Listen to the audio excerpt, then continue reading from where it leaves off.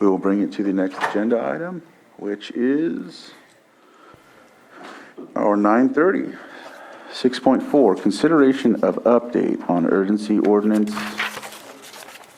number 3107 enacted on 7/27/21, imposing a temporary prohibition moratorium on the issuance of early activation permits for land use projects within the unincorporated area of the County of Lake, and update on the Community Development Department operations. And let's see. Oh, actually, this is, I'll let you go ahead and go, Jessica, Supervisor Pysko or Supervisor Simon, because I think this has Sure. Yeah, Supervisor Simon and I were tasked late last spring with supporting the community development with a committee, and through the time when we did not have a director, and kind of assisting when we have a new director, and also tasked with streamlining the cannabis application process. So we've been working very closely with Director Darby and our CAO Hutchinson, and so we've been looking forward to today's report. all right. Yeah, you know, I know that the board had asked for an update, and so obviously we've been doing our work with our committee meetings as we move forward, and today is just an update, just to talk about where we're going. As you know, when we passed the moratorium, there was a time frame that we had to work on it, and you know, so today hopefully we'll have some good information that's provided, kind of lay out a timeline. That's what we're kind of looking to do. And so excited to have that conversation today as we move forward with this update. And like I said, it was requested of the board to come back and have an update, so we're making sure we take care of that. All right. I don't see Director Darby online. I don't see Director Darby either. Yeah, I've sent a couple reminders to her, and not hearing from her. Oh, Here she comes. There she is. Hello. Just started the agenda item. So where should she probably, maybe right? Is there a microphone there for her? No. Oh, Should we just have her come up yeah. here? Yeah, I think that would probably be. Yeah. I don't have a computer anymore. I'm glad you're on that side. If she wants to be seated, we could move that little table up and give her the I can stand right hand here mic real right quick. there. Yeah, no worries, yeah. Control of your PowerPoint, you can sit right here, I'll move right there. I think that Miles may operate from here. I think so. Oh, I think it says revised, oops. First one, Revised. first one on top. That's it. It might be easier, Bruno, if you just consider.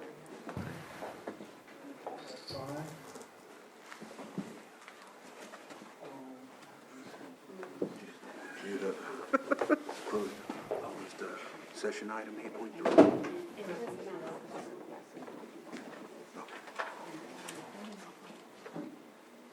Yep, popped up. Hold on, I'm gonna do one more thing for you before you let go.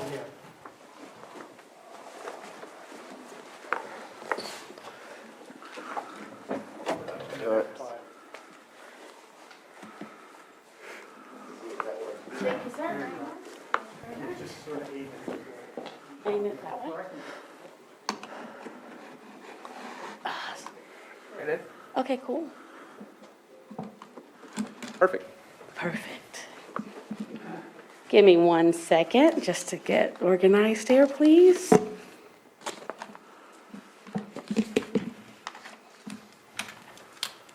I would like to start off by saying good morning to everyone. Good morning. Sir Chair, Board of Supervisors, Legal Counsel, and Administration. My name is Mary Darby, and I am the Community Development Director here for Lake County. And the purpose of my presentation here today is to provide an update to the urgency ordinance imposing prohibition to the moratorium on the issuance of early activation permits for land use projects, and to also provide an update on the reorganization of the Community Development Department. So kind of bear with me as I go through this, because I do have a lot of ordinances to review. Can everyone hear me okay? Yes, we can hear you Awesome. just fine. Thank you. And happy belated Valentine's Day to everyone. Here we go. So today what I'm going to do is the agenda is going to look like this. We're going to do a little bit of a background.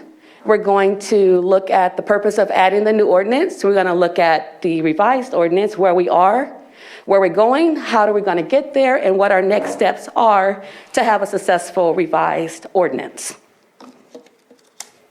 I've added some data and other slides into this presentation for background purposes.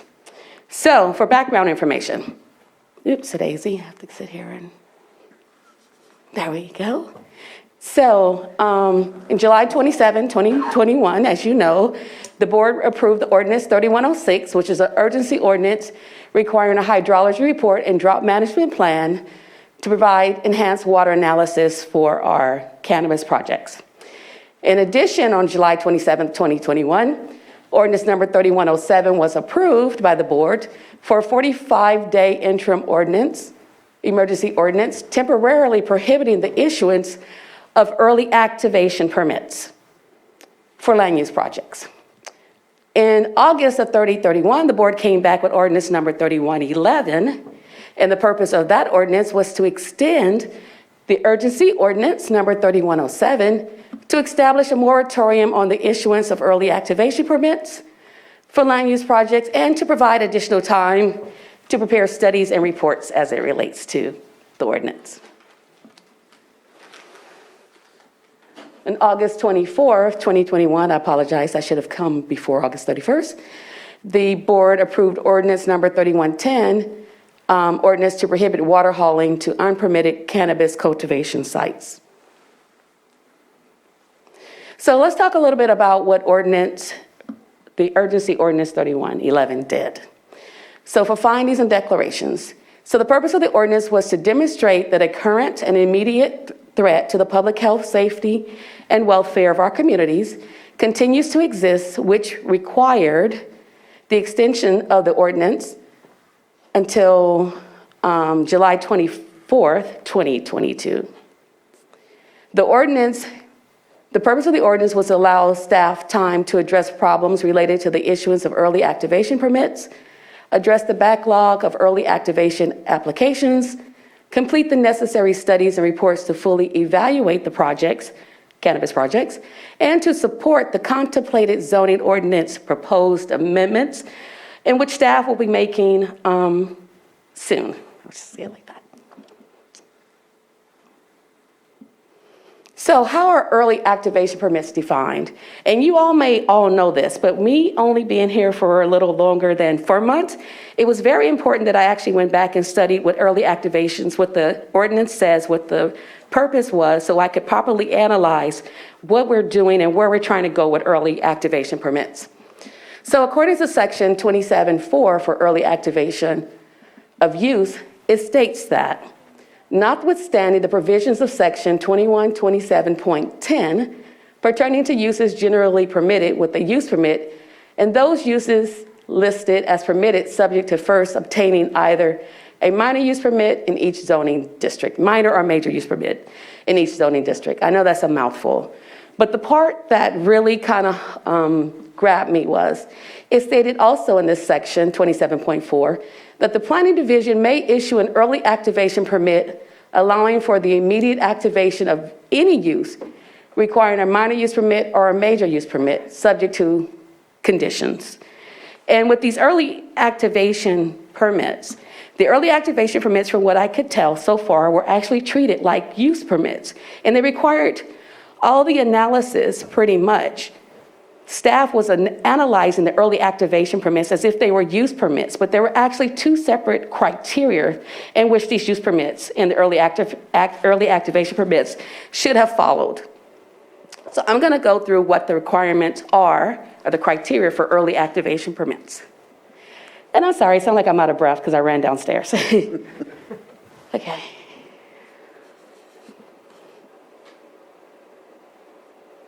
Okay, so in order to determine or to deem an early activation permit complete, early activation permits shall not allow any construction, grading, removal of mature trees on the property.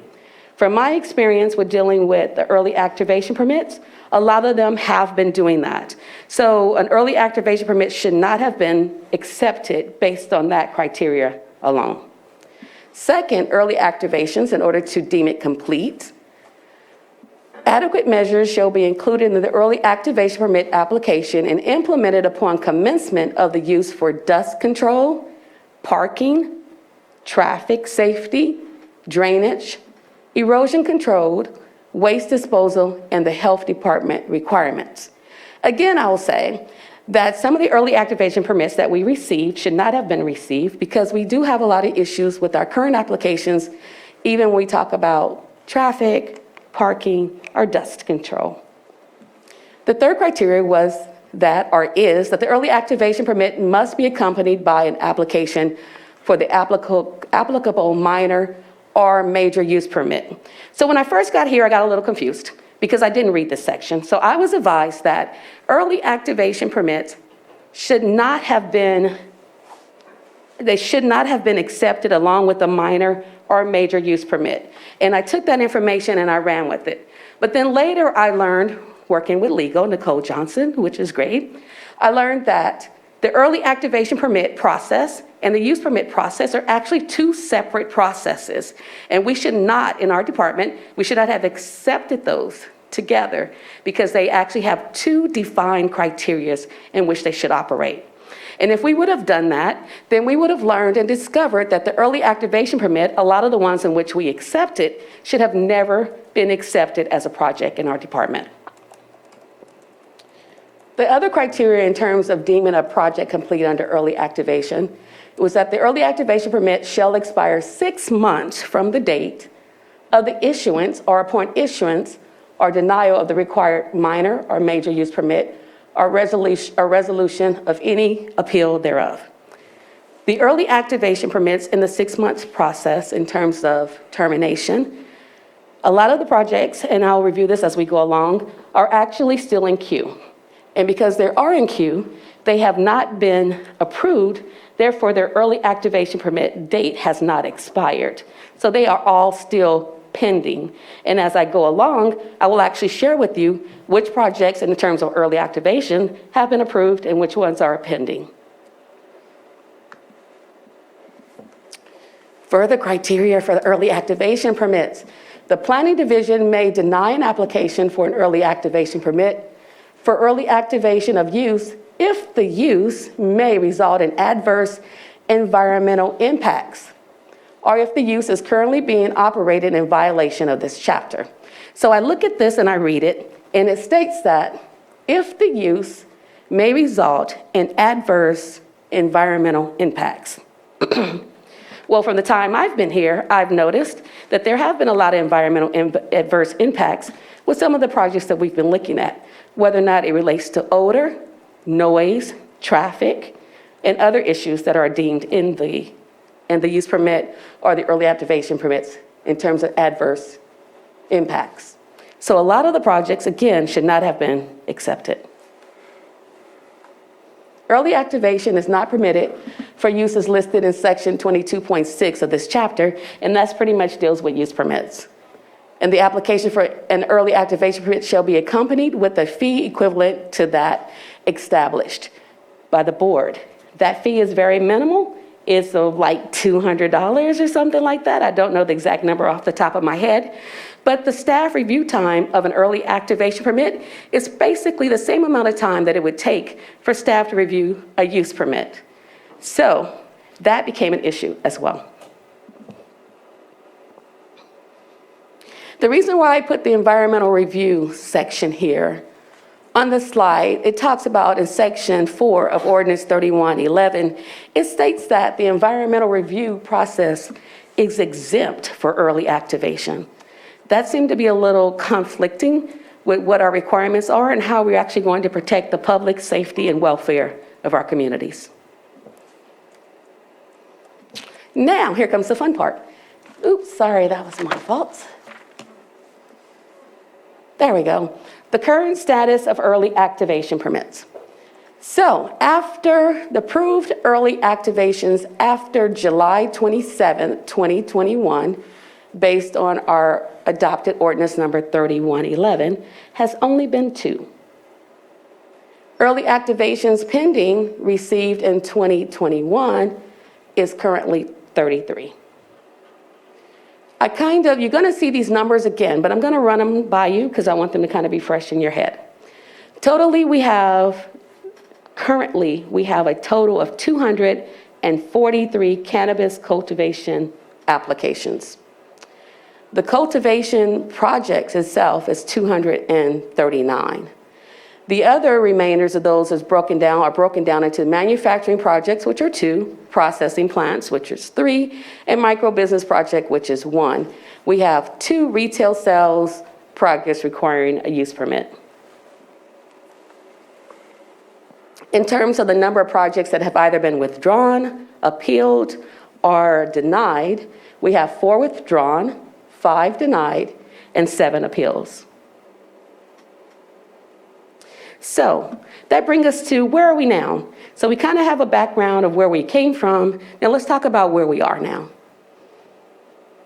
So there are currently 100 approved cannabis cultivation permits out of the 243. Let me know if I'm kind of going out because I'm turning to the side to make sure you can hear me. So there are a total of 100 approved permit applications for cannabis cultivations, again, out of the total 243 that we have received in our department. Out of the 243 approved, are pending, you can actually see on this map, which depicts the number of cannabis locations, and this is based on acreage. So the diagram actually shows whether or not it's under an acre or over 100 acres. And these are where the cannabis cultivation sites are currently located, are being proposed.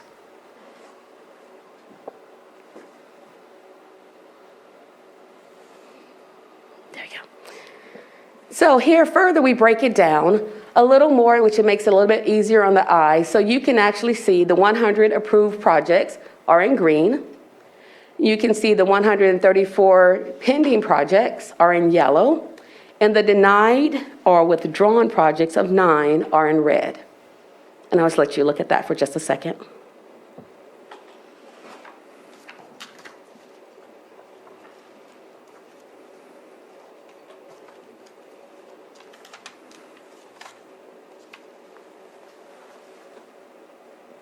Okay, thank you.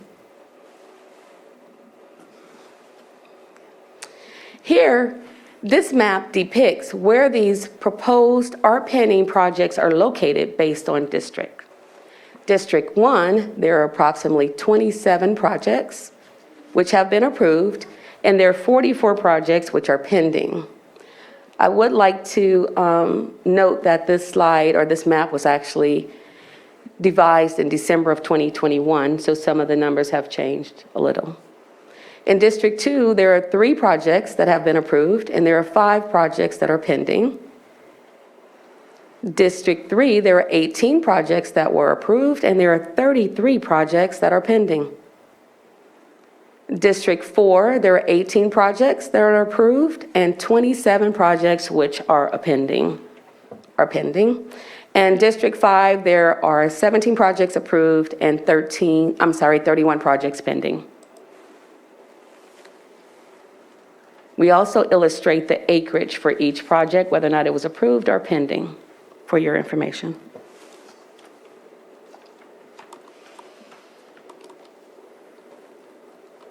Okay? You mind if I ask a quick question to clarify? Yes? This is the cultivation area or the total, it's just the cultivation area, not the canopy area, correct? Well, here, before we were able to break up our cultivation area from our canopy area, so this is total. This is cultivation and canopy. However, I do have data that I can provide later, which breaks up the cultivation area from the canopy area. Thank you. Okay? Oops, I think I'm going the wrong way. This is just as of February the 15th, our numbers again. So again, you have total projects of 243. The 100 projects have been approved, 135 are pending, 9 are denied or withdrawn. And for further information, one project is being prepared for an appeal. 15 projects are being prepared for staff reports for our Planning Commission hearing coming soon.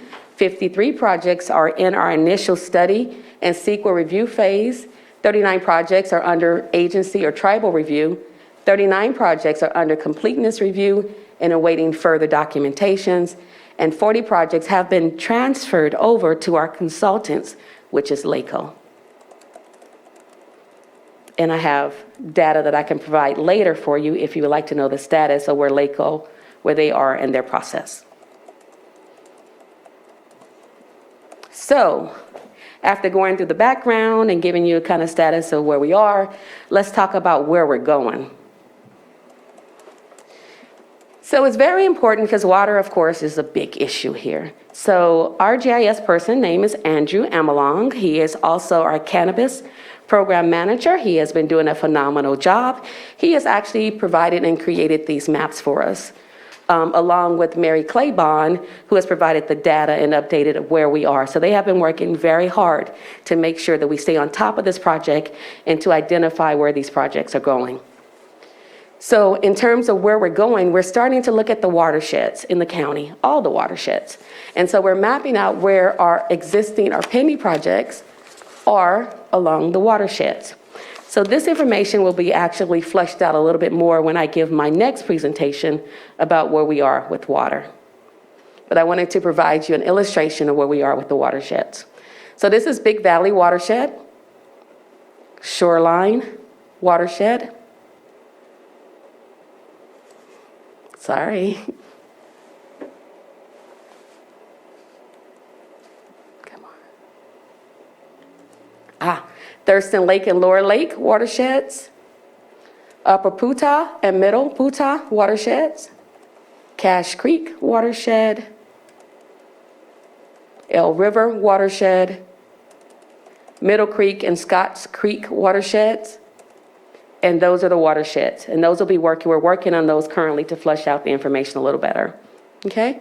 So how do we get to where we're trying to go? And what's our end result? Where are we trying to achieve? And where are we trying to say we are successful with this project in the 243 projects in which we have either pending or approved?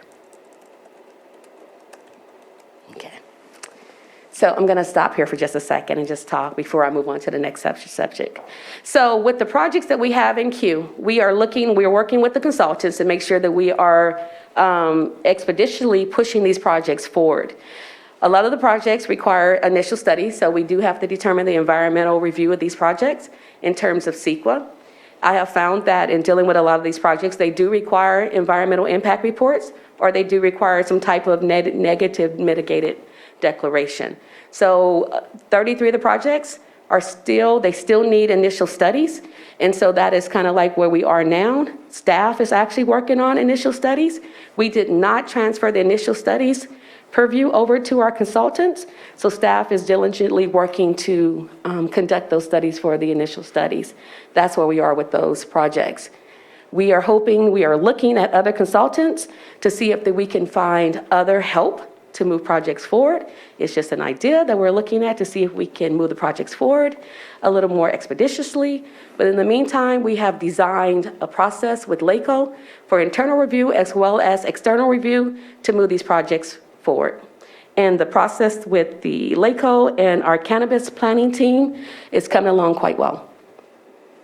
In terms of, so we're going to switch gears, and before I do that, do you have any questions regarding cannabis cultivation and the 243 projects?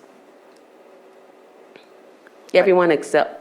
I have a quick question for you. I know that in our ordinance, it requires that applicants submit annual water reports or water use reports. Is that being reviewed when looking at the water maps to make sure that it's not just the estimated amount that they say that they're using, but what their wells actually have metered? Because I'm always kind of curious how close is their actual water use versus what their estimates are, because that's all they are estimates when we go through the initial study and the process through the Planning Commission. So actually, that's a good question. And the answer to your question is we are working on it. So when we actually get the reports, staff at this time has not been trained to really look at and analyze hydrology reports, drought management plans, and to actually look at what the requirements are for water sites and how much water usage is required. However, we have hired an excellent person. His name is Michael McGinnis. He is our new principal planner who has excellent skills in CEQA review. And he's doing a phenomenal job in terms of looking at those reports and making sure that adequate water is provided before we move the projects forward. Thank you. Thank you. The watersheds will become a part of the review as he continues. He's been here now for 2 weeks. Okay, so let's talk about the Community Development Department and the reorganization of the Community Development Department. So from what I understand from history, that the department with the cannabis project, all the planners were pretty much kind of geared towards working on cannabis projects. So therefore, a lot of the other projects that we look at, whether or not they were long-range or short-range projects or lot line adjustments, mergers, or any other type of land use project that wasn't dealing with cannabis was kind of put on the back burner. That caused a big problem in our department, and I'm sure that a lot of people are probably upset, but we are moving those projects forward as diligently as we possibly can. In order to ensure that we're not just having the entire planning team working on cannabis projects, we are redesigning the department so that we have a cannabis planning team, and then we have another team which is divided up into short-range planners and long-range planners. And so if you look at this chart here, you'll see that I'm at the top of the chart, and then we have a vacant deputy director position. We just hired a staff service analyst. Her name is Sarah Whitman. She started yesterday. Very energetic. We also have hired a business software analyst. And this position is very important because the business software analyst is the person who's going to ensure that our projects get into a SELA. Not only is he going to ensure that our projects get into a SELA, he's going to train the staff on actually how to use a SELA. And most importantly, he's going to help us create those invoices that we need so the planning department can actually obtain some money for a budget. So he has a very important position. You have a question?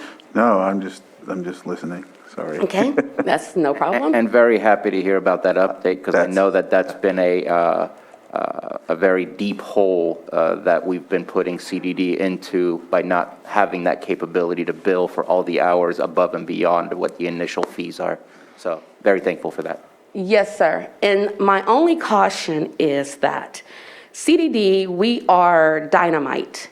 We are dynamic, we're innovative, and I think that sometimes our staff is not actually receive the accolades that they probably should receive. They work very hard, and although they may not have the skill set that we need at this time to move projects forward, they have the heart. And sometimes having the heart is even more important than having the skill set. And I think that they're overlooked a lot. I think that they should receive more praise, and I think they should receive more thank yous. Thank you. Just wanted to put that little plug in there. So then we have our principal planner. Michael McGinnis, again, like I said, he's only been here a couple of weeks. No, 2 months. He's been here 2 months. And we've broken this section off. So we have our cannabis planning team and our cannabis planning manager, Andrew Amalong. And with Andrew, he's working with Eric Porter, which is our associate planner. He's working with Mary Claiborne, who we just promoted up to assistant planner. She was our CDC cannabis intake person. She's a star. You want to hold on to her? And then we have Jamie Henry, which we just hired as the CDD technician who replaced Mary Claiborne's position. And Mary is directly training Jamie, so that's working out perfectly. This is the team that works with LACO. This is the team that's dividing the process. This is the team that's making the projects move. Very important team. Other projects that the cannabis project team is working on are pre-application meetings, use permits, the minor use permits, zoning clearances, zoning permits. They should not be working on the zoning ordinance, except for the text amendment to the revised cannabis ordinance, and then, of course, the GIS. And then for the long-range planning team, we've divided that team up into 2 areas. So we have long-range projects, short-range projects. This team comprised of Eric, we are really stretching him thin, Eric Porter, Victor Fernandez, which is our associate planner, Satir Ham, our assistant planner. However, Satir has resigned, and her last day is February the 25th. We have Catherine Schaefer, she is out on family medical leave. Trish Turner, who is also a Dynamite CDD technician in land use. We have Peggy Barthel, she's our extra help in our research planner position. We are actually advertising and getting ready to interview. The type of projects this team actually look at or work on for long range is the general plan update, the community retrofit program, the drought management plan. Short-range projects, mergers, lot line adjustments, parcels, subdivisions, variances, zoning clearances, zoning permits, and the update of the zoning ordinance. Yep, that's it. And I only originally added planning. So although CDD has 3 separate distinct divisions, as you know, so we have building and safety, we have code enforcement, and we have planning. So when I first got here, I thought that my strategy would be to take the department or the division that needed the most help and jump in there and help that division. So building and safety was kind of cruising on its own, so I kind of left them alone, although there are some things I recommend that can be done with building and safety. And then code enforcement was another area in which I believe that we needed to strengthen. And so by doing that, I actually promoted Marcus Beltramo. He is a star. He is really making that team work. We have hired 2 additional code enforcement officers. We have 1 code enforcement officer position that's vacant right now. However, it's being advertised. That will be the position for the cannabis officer. He is training everyone. And he has also broken down the job duties and requirements of all the code enforcement officers and the sections of the county in which they would work. So I'll let you look at that for a second. Quick Yes, sir. question. I know with the roadmap task force that there was the looking at getting the dedicated. Are Linda Rosas Bill and Antonio Chavez those that are assigned to the roadmap task force, or is it kind of a different coordination for that? At this time, after having my meeting with Mr. Beltramo, I think that he is going to identify who's going to be assigned to the roadmap task force and who's actually going to be assigned as the cannabis officer. So that's pending, but we do have the officers to move forward. Awesome. Okay. Any other questions? Okay.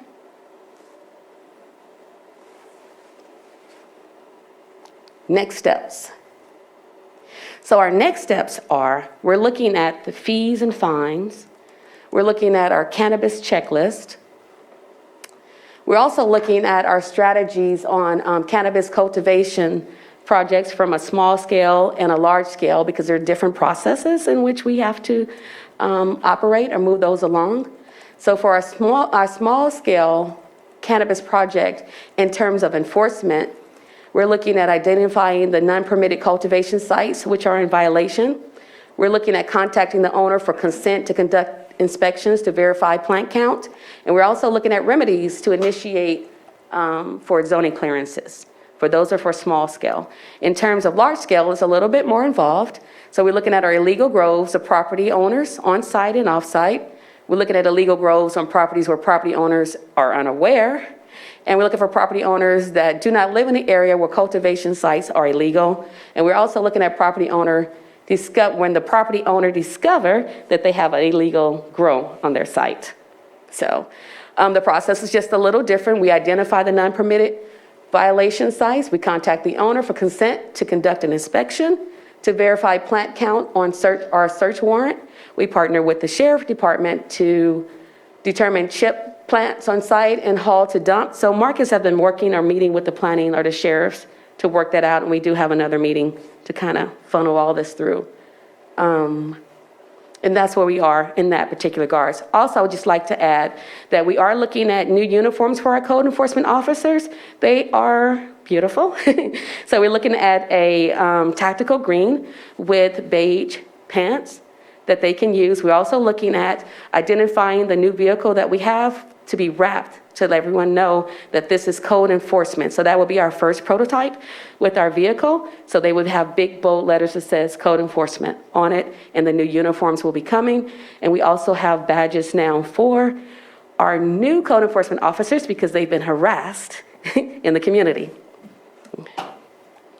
I have a question on this information here. Between the identify the non-permitted cultivation site is in violation, I would suspect that the contact with the owner is if there's proof of the violation.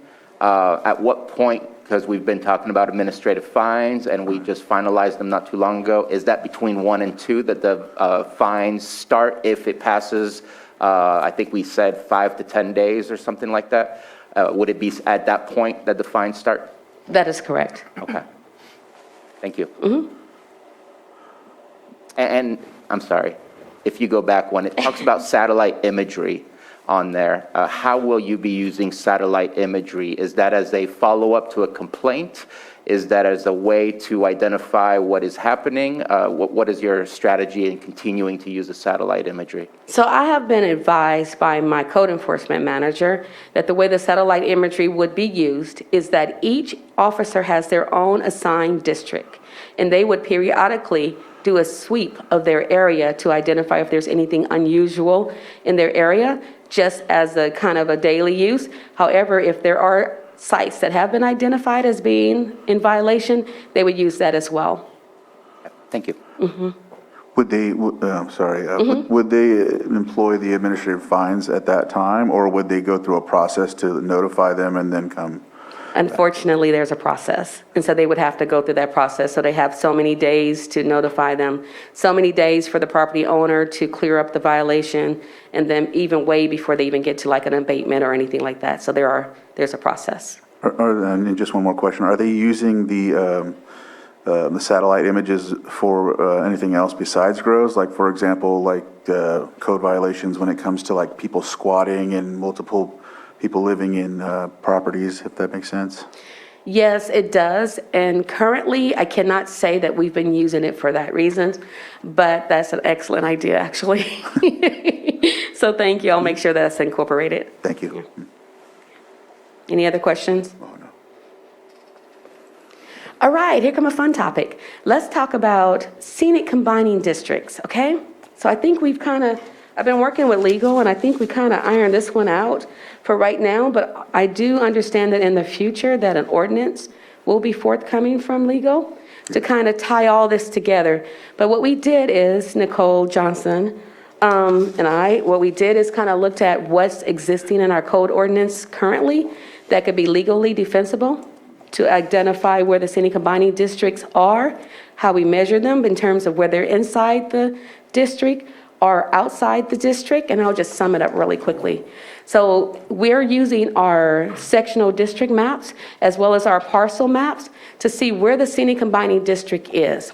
So there was I think the confusion was that in the ordinance, it stated in Article 3, I believe, it talked about the district boundaries. So in the district boundaries for scenic combining, the interpretation was that if the scenic combining district touched the parcel, then the entire parcel was considered in the scenic combining district. But since then, we have identified in our assessor parcel maps that there are actually boundaries in the maps with the square footage. So we can actually clearly depict where that district is and then define where that boundary is, which actually takes care of that Article 3 with the determination of the boundaries. Okay. So you can have a greenhouse outside of a scenic combining district along a county or a state route, but you have specific criteria that goes with that. And so at first we were saying and interpreting that you could not, it was just prohibited, because if the scenic combining district touched a lot, then the entire parcel was in the lot, and we were saying that the greenhouse was prohibited. However, that is no longer the case. The case now is if you're along a county road or a state highway, then there are criteria that we look at to determine whether or not the greenhouse could be 5,000 square feet are 10,000 square feet.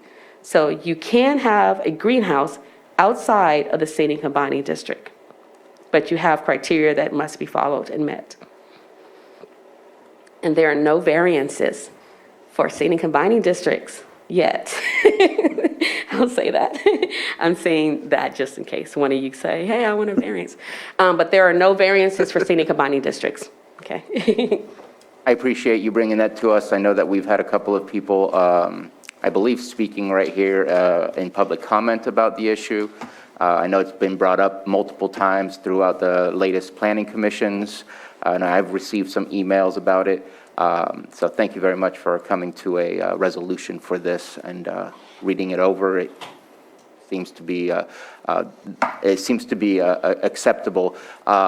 If I understand correctly, the scenic combining district is kind of like the exclusion zone. It's kind of a nebulous cloud. It doesn't necessarily form shape to the properties themselves, which is where you can have portions of the properties that are good to go, where other portions are not because of the cloud that covers only portions of it. Am I correct on that? That is correct, and I will interpret your cloud to, to complement the area plans of the communities of the county.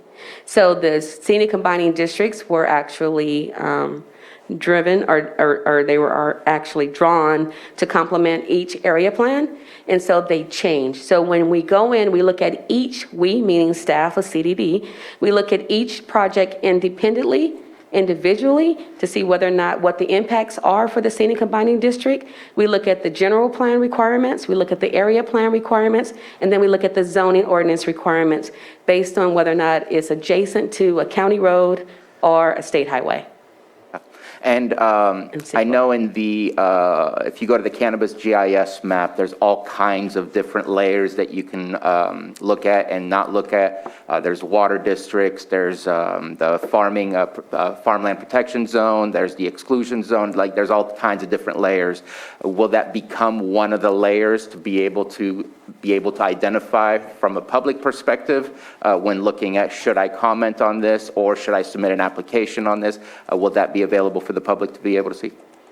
I think that it should be available. I can't right now tell you where in the area of priorities that would be, but right now that would be something eventually that we could have as a GIS layer. Okay. And if I understood correctly, this interpretation is the way it's going to be interpreted as of now, and then the ordinance will come to us just to finalize that? That is correct. Thank you. You're welcome. You have a question? Yes, Chair? I just had a comment because I think also in hearing this, there was a meeting between myself and Victor Fernandez and Mike Herman out of Clear Lake Oaks, who had identified some GIS issues when it comes to this, a lot of what we're talking about, and it sounds like some of that might be cleared up through what you're working on, so I appreciate that as well. I hope so. And I just, the last thing that I said in terms of, as we review these projects, of course, they will also be reviewed against CEQA. Everything's reviewed against CEQA. Okay.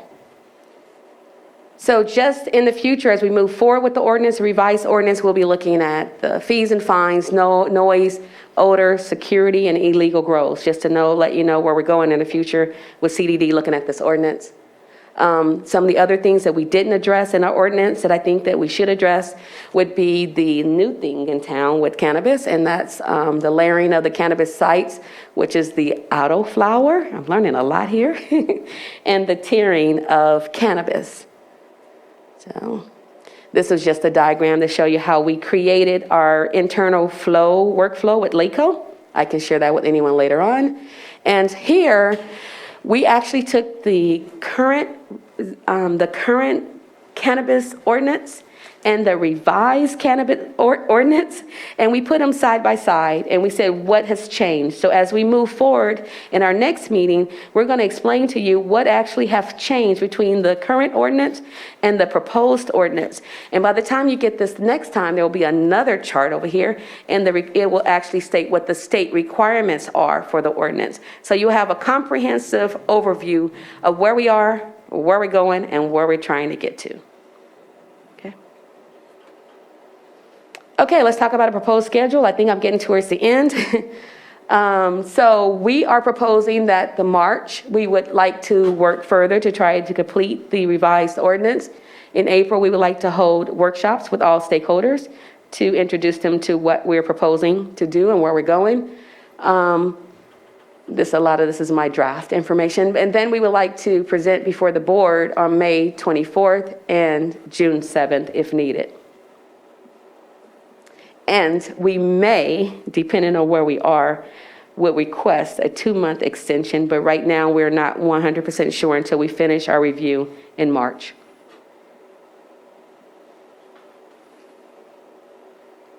And that concludes my presentation.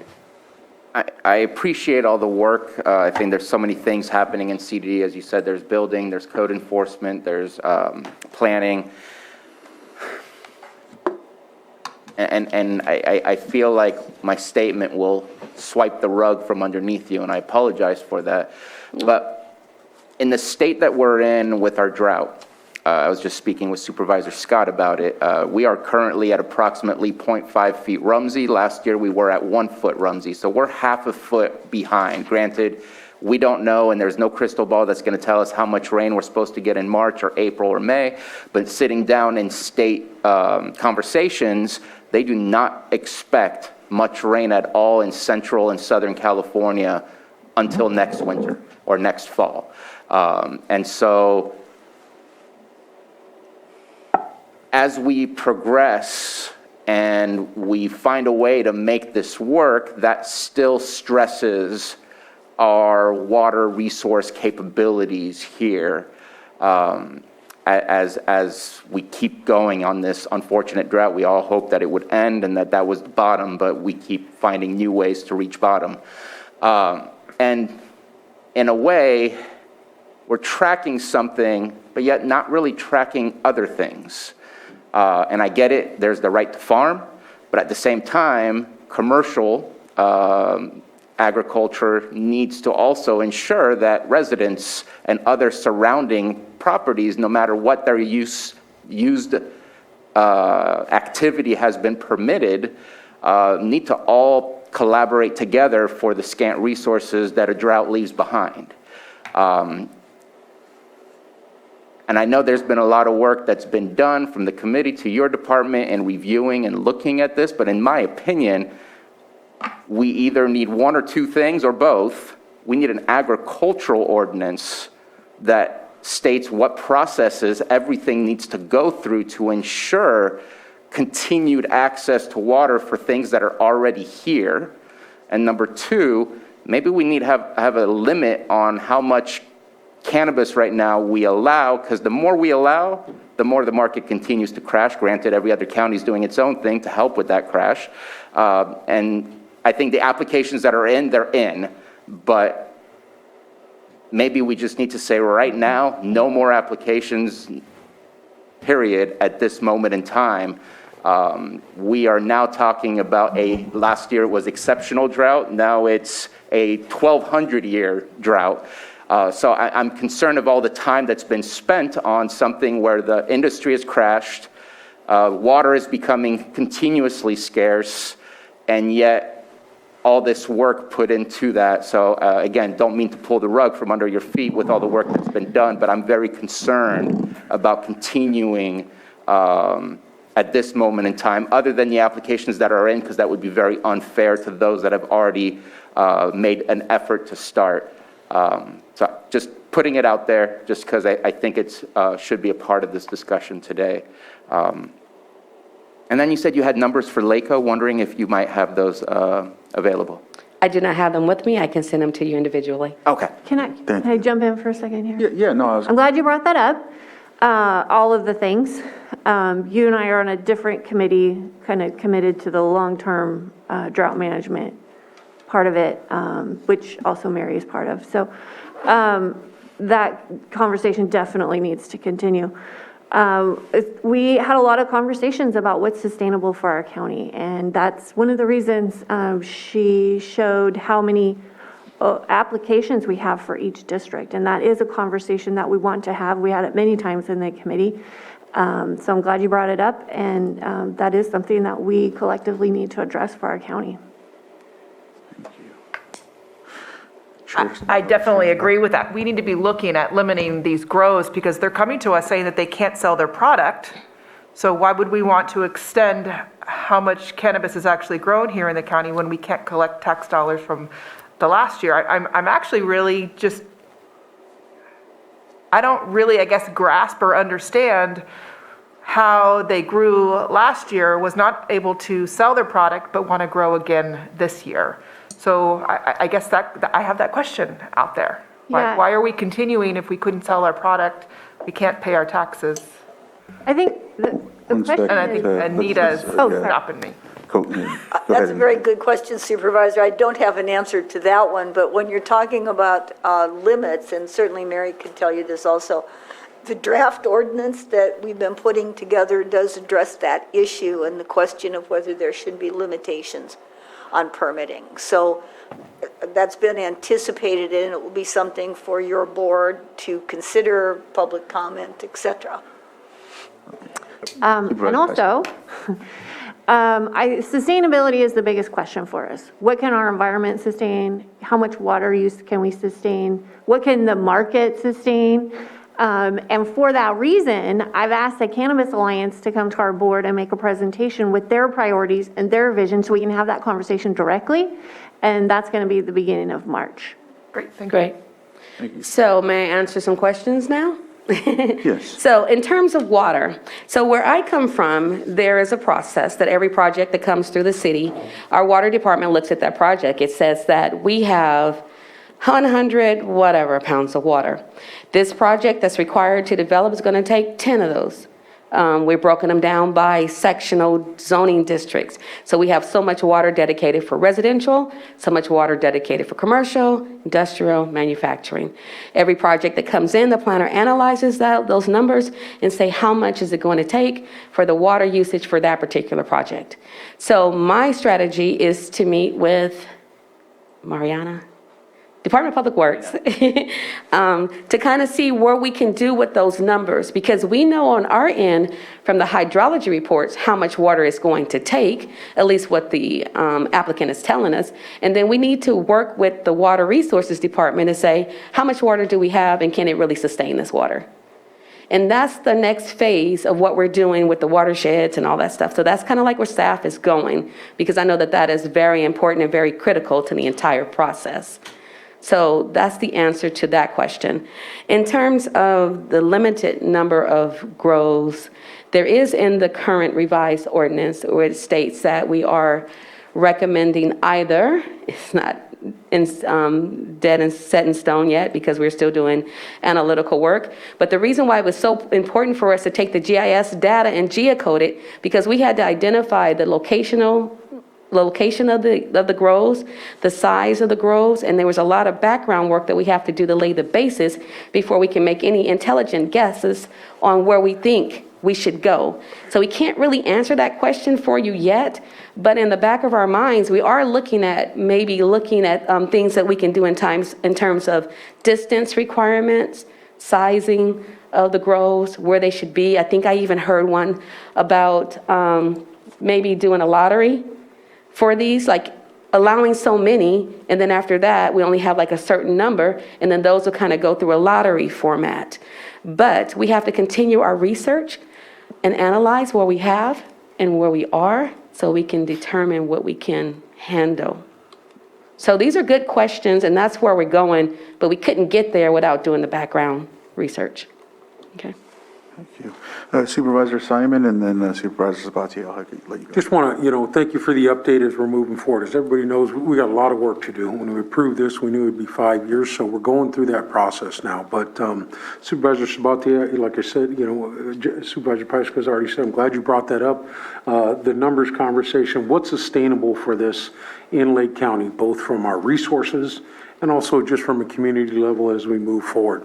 I myself have talked about it a few different times, just as we have so many liquor licenses in Lake County, looking at that from a cannabis standpoint. We want a sustainable industry with the folks that are willing to go through the process, make the hard fight right now to be sustainable and be a positive long-term business here in Lake County and do the right things. And as we move forward, those are all going to be conversations we need to have. They're not going to be easy, but it's a conversation we need to have at this point. And you see those numbers, 243 applications at this point. You know, if you just break it down, that's about 50 projects in each district, if you break it down in a 5 number like that. But where is that fine line and where is that number? That's going to be the real in-depth conversation that we get to here as we move forward with the industry, with all the stakeholders, and here at the county level. So appreciate that you brought that up, because we have had many conversations how we move forward with this. So excited when we get there, because then we'll have that conversation done and move on with the other challenges that come with it. Right. Supervisor Sabatier? Goodness, I forgot because I was listening. I'll have to get back to you. Yeah, no, the early activations, that's why we're here. That was part A. We're talking about early activations.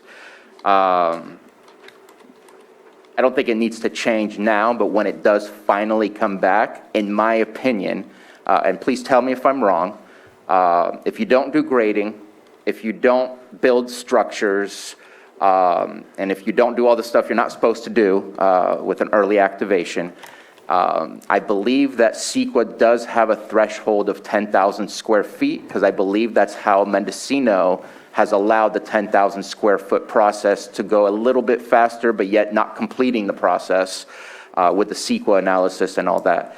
That would be where my threshold would be okay. We're still going to go out and let the neighbors know that this is happening and early activation is going to be provided, so at least we can get the public comment, but at least it's a small enough patch that it doesn't harm the environment, meaning the neighborhood area that it's being allowed in. It's already prescribed to be in a zone away from our communities. And at that point, compared to what we've seen before, we've had almost close to 80-acre grows be early activated, some 15-acre grows early activated. And in my opinion, that right there, it's just, you are going to have some impact to the environment at that. At a 10,000 square foot, that's a very small footprint, and I believe, again, that it is a threshold within CEQA. That's where I would feel comfortable allowing that. But again, it has to be tied to a use permit. It's not just anyone and everyone can go ahead and get that. So actually, with the early activation permits in the criteria, it talks about projects that have adverse environmental impacts to the community. And when you look at that, we start talking or looking at the noise, the air, traffic, and all those other issues. So although it's only 10,000 square feet, it may have other impacts that we have to still look at.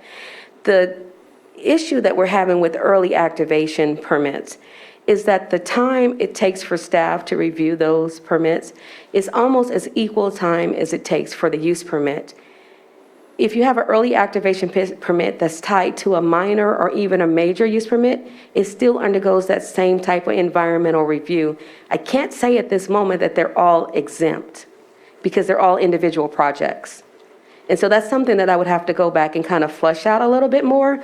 But early activation permits are taking about the same amount of time as a use permit. So we are advising a lot of our applicants that it's best to just apply for the use permit and go through the CEQA analysis and all the other cumulative impacts that you would need to go to in order to move the projects forward. It would actually be a faster process because first we're doing an EA is not designed to do what a use permit does.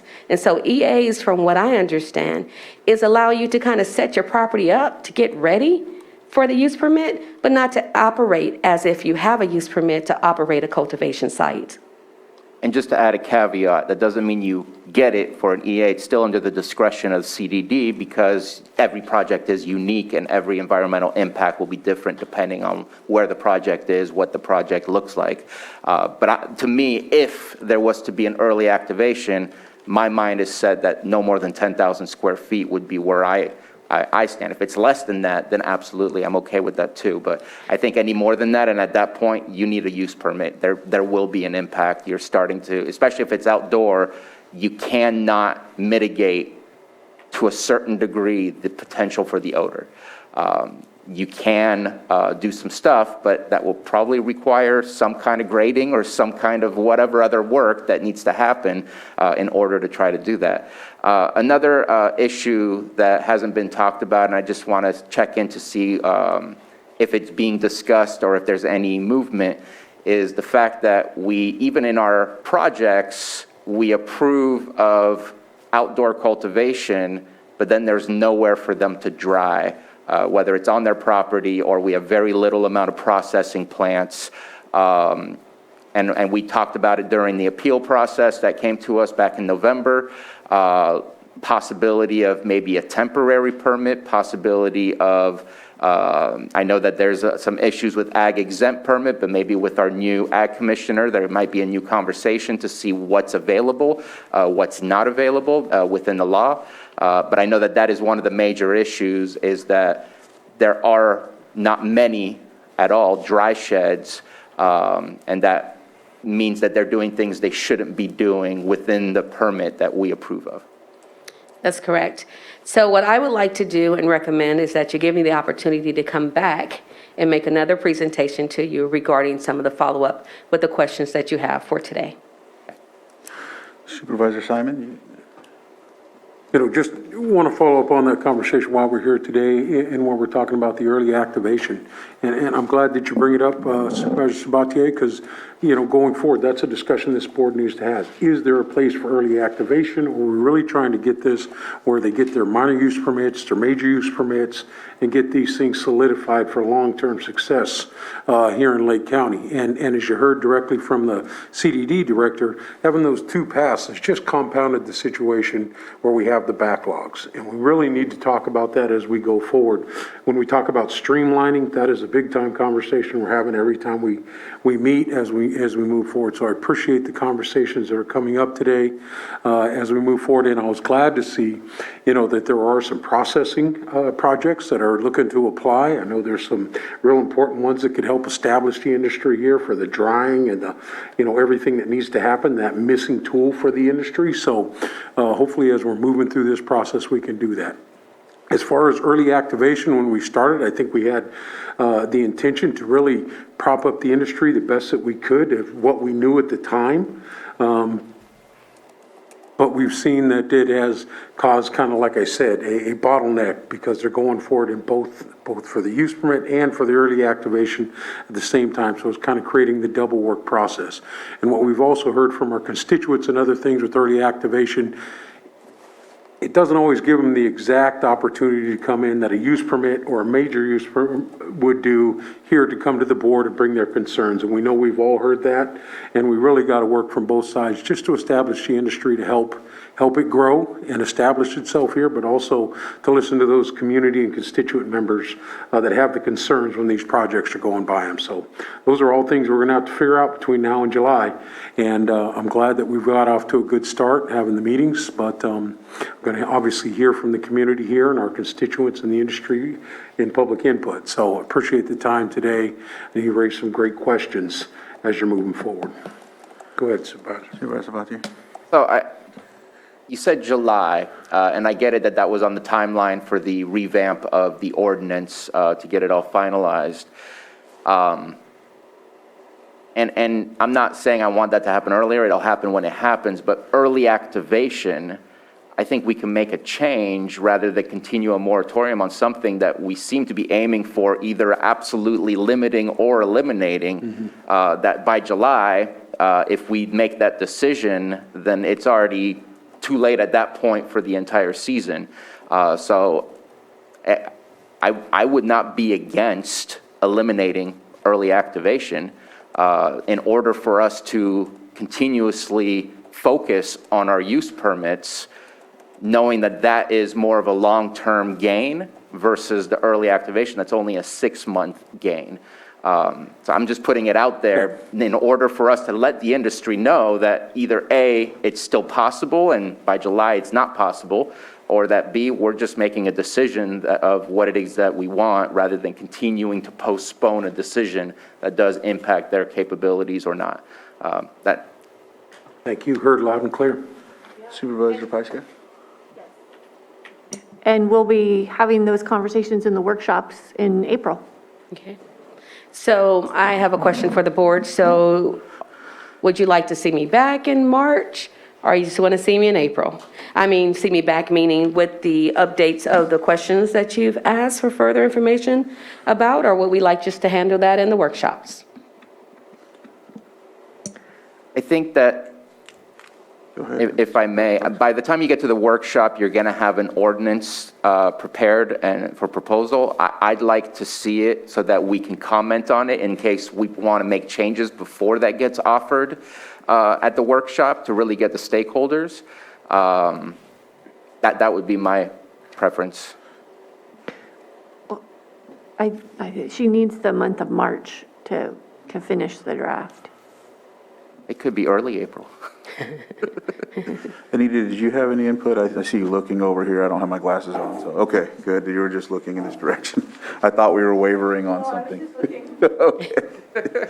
I'm just trying to be good. But we do hear your request, and we'll meet that on the CDD committee and make sure that we're moving forward with bringing something back to the board so we can have those discussions. We'll communicate that with Mary as we move forward, but appreciate the work that's been done to this point, and we understand the urgency. Thank you very much. I think too that. Thank you for all your work. Yeah. Go ahead, Supervisor Pyska. I want to thank all the staff. I know it's been a pretty crazy year for the entire department, and the staff have really hung in there, and they've worked really hard. You've worked really hard, and we have so much gratitude for everything that you've been doing. So thank you, and Thank you very please pass that on to the staff. Will do. Thank you so much. Have a great day. Oh, I wouldn't leave yet because we still have to do public comment. Yeah, we still need to come, but I also wanted to add one last thing. All right. In regards to whatever decision we come to, or with the study and the research that you'll be doing before you come back or work with is, for example, when we decide either early activation or not, in the meantime, while these projects are already essentially bottlenecked because we'll have limitations on them, in that time, maybe we can put more of an emphasis on the illicit grows with code enforcement, since the water limitations and all of the other things are in place. At least that way we can minimize that element of what's kind of putting us in this predicament as well, is the fact that some of these folks that are actually legal grows are deciding, I'll just go illicit then, and so I think that was the whole balance initially, was to try to get people away from the illicit grows to the legal grows, and so that might be something we strategize, of course, with code enforcement, and then even with us with putting some more funding towards more officers or something like that. I don't know, but just coming up with a plan in that aspect to it. Yeah, I think that's great. So the code enforcement officer has already been working on a strategy. So it was in my presentation. I probably didn't present it as well as he probably could have, but we are moving in that direction for illegal grows. Okay. Well, thank you. And is there anything anybody else has? And then let's see. I don't see anybody online with their hand up. Is there anybody in the audience that has a question? Yes, it looks like we. Go ahead, come forward, and you have, 3 minutes. Thank you, Chair Crandall. Thank you, Supervisors. My name is Erin McCarrick. I'm from Clear Lake.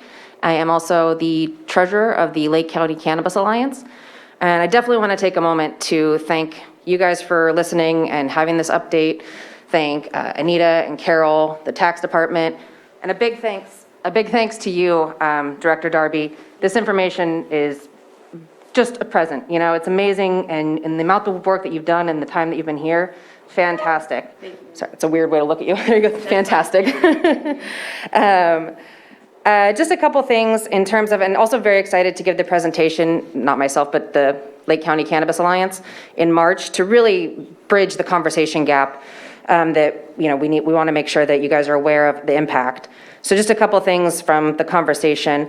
One of the questions about why keep growing.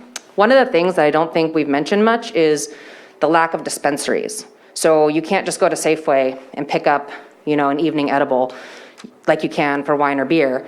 So there's not enough dispensaries. So hopefully in this next year, there will be dispensaries to help meet the need of people. Additionally, I did have a question. We'll get into more of that in the presentation, but the one question I did have was, I had a question and then a request. The question is, of the 33 early activations that are pending, where are they in the status of the process? Are they lined up to go to the Planning Commission? Are they out for CEQA? Are they at the Lake Co? Where are they? And then the request that I had was, to really include anybody from the industry, it's kind of like you spend weeks and weeks, or in this case, months and months, baking a cake and then realize the recipient is gluten-free. So if somebody from the industry was helpful to, bake the cake, you could avoid a lot of the pain at the end. Thank you very much. Thank you. If you want to, Oh, do you want me to answer now? Yeah, I was just- probably I didn't better want to while turn it's backwards fresh. and talk to me. So in terms of the 33 projects, I can let you know where they are in terms of the early activation permits. Each individual project has its own process, and so I would have to look it up based on the project itself. So if you want to call me or email me, I can provide you with that information. Thank you. Joan, if you'd like to come up and state your name for the record, and you have 3 minutes.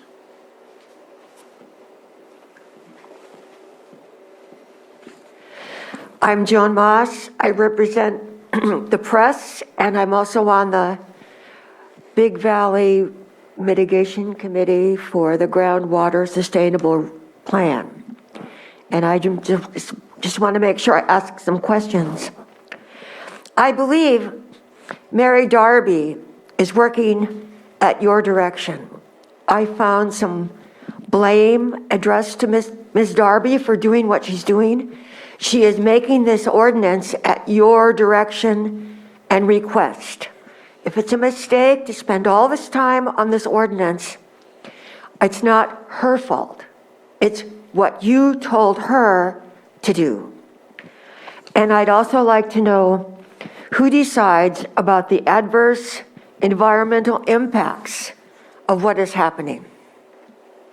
Who decides what those are? And I want to make sure that you understand what she said when she's developing an environmental impact report. The research that I'm doing when I talk to different people who are concerned about water is criticism about the vineyards. The vineyards depleted the water of Lake County. But you've already established that the vineyards are agriculture and they're valuable.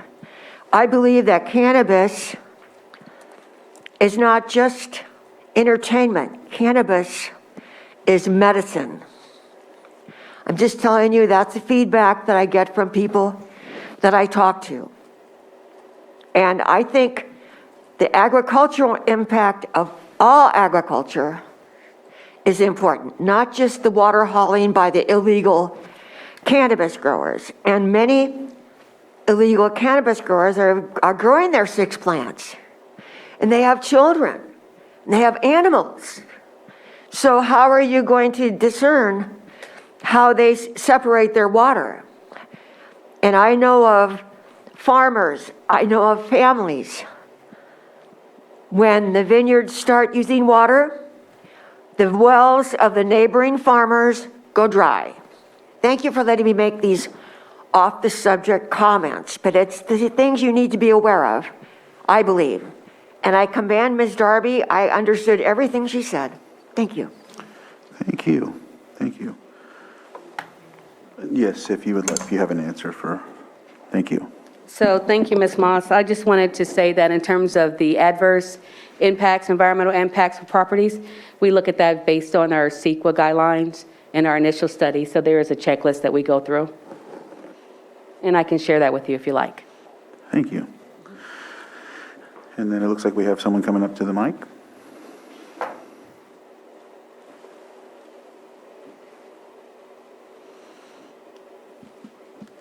My name is Michael Wegner. I'm a consultant working here in Lake County, Sonoma County, and Napa County, and Mendocino for cannabis cultivation. I've been here at these meetings a number of times for, well, a relatively long time now. Things in the conversation have evolved, but some things still seem very consistent. And I think one of those is what Ms. Mosk was bringing up, is we're talking as far as water uses, right? It's an important topic and it has to be addressed, but we're really only subjugating cannabis in that conversation. And as an agricultural community, it's a much bigger conversation, and a lot of other impacts or things that are being associated are not also being kept track of. So my point, I guess, is just that agriculture is now cannabis, based on qualifications of 2 years as an agricultural crop. I remember when this first started, Steve, AJ. he made a very good point that it's not a commodity, it's not an agricultural crop until it's been here for 2 years. Now it's been 2 years, so it is an agricultural crop, and it would seem like has to be some kind of balance between different commodities, because that's really what they are. The other thing that I wanted to bring up was this market fluctuation that we see, and we talk about the ups and downs of markets, right? And the cannabis market is very new, which also makes it relatively unstable. Okay, so it moves a lot because it's just beginning. That will eventually become less volatile because that's how markets work. So taking just this year into context, it's a very small piece of a much longer time frame. And I think you have to keep in mind that these fluctuations are going to happen, and last year was a really bad year, and for a lot of different reasons. When we talk about overproducing or producing too much cannabis, we're only talking about California right now. Okay, so if we make rules that subjugate this county to a certain restriction, when it becomes federally legal, we've handicapped ourselves severely, because we have one of the best places probably in the Northern Hemisphere to grow cannabis that could then be shipped, exported, so on and so forth. So keep in mind that it's not just the California market, it's the bigger market that will emerge. So don't handicap our small community by overriding the rules. Just something to take into account. Lastly, I think with the revamp of the laws and the rules that are going to be controlling the cannabis production, it would seem like it'd be a very good idea to have an ad hoc committee that people from the industry could be involved into, like Aaron was saying, give you insight. That was a major issue in Sonoma County when it first started. They didn't have an ad hoc committee, so they made a bunch of rules that didn't work. And because they didn't work, they had to rewrite those rules. So what they did is they brought a bunch of people from the industry, and this is like 2010, 2011. They brought in the stakeholders and got input. Thank you. Anybody have any? All right.